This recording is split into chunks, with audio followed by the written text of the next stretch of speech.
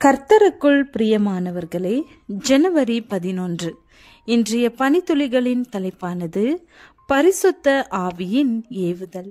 வசனம் 2 தீமோத்தேயு 3வது அதிகாரம் 16வது வசனம். வேத வாக்கியங்கள் எல்லாம் தேவ ஆவியினால் அருளப்பட்டிருக்கிறது. நாம் வேதாகமத்தை வாசிக்காதிருந்தால் தேவன் தருகிற எச்சரிப்புகளை அறியாமல் ஆபத்தில் சிக்கிக்கொள்ளக்கூடிய வாய்ப்பு இருக்கிறது. ஏனெனில் அதிலுள்ள எச்சரிப்புகளை தேவனே நமக்கு தருகிறார். எல்லோ ஸ்டோன் தேசிய பூங்காவில் சுற்றி பார்ப்பதற்காக பார்வையாளர்கள் சிலரை ஒரு வழிகாட்டி அழைத்து சென்றார். அந்த பகுதியிலிருந்த மரங்கள், செடிகள், பூக்களை பற்றி விரிவாக பேசிக்கொண்டே போனார்.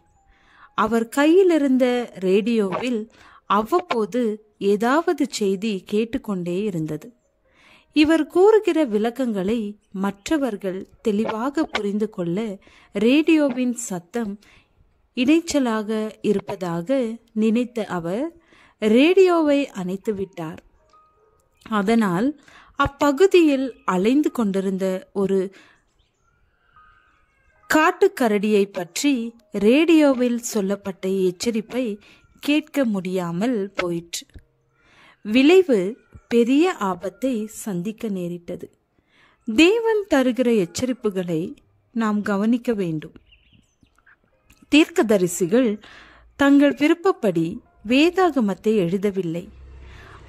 ஆவியானவரின் தூண்டுதல் படி எழுதினார்கள். எனவே அது தேவனுடைய புத்தகம். வேதத்தில் உள்ள எந்த தீர்க்க தரிசனமும் சுய தோற்றமான பொருளையுடையதாய் இராதென்று நீங்கள் முந்தி அறிய வேண்டியது. தீர்க்க தரிசனமானது ஒரு காலத்தில் மனுஷனுடைய சித்தத்தினாலே உண்டாகவில்லை. தேவனுடைய பரிசுத்த மனுஷர்கள் பரிசுத்த ஆவியினாலே ஏவப்பட்டு பேசினார்கள். மேலும் தேவன் நமக்காக செய்து வருகிற ஆயத்தங்களை வேதாகமத்தில் காண்கிறோம். தேவன் தம்மில் அன்பு கூறுகிறவர்களுக்கு ஆயத்தம் பண்ணினவைகளை கண் காணவும் இல்லை, காது கேட்கவும் இல்லை. அவைகள் மனுஷனுடைய இருதயத்தில் தோன்றவும் இல்லை. நமக்கோ தேவன் அவைகளை தமது ஆவியினாலே வெளிப்படுத்தினார் என்கிறது. வேதாகமத்தில் தேவன் தம்மை பற்றி சொல்கிறார்.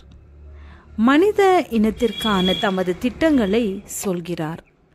கடந்த கால நிகழ்ச்சிகளை பற்றி தேவனுடைய கருத்து என்ன என்பதை சொல்கிறார்.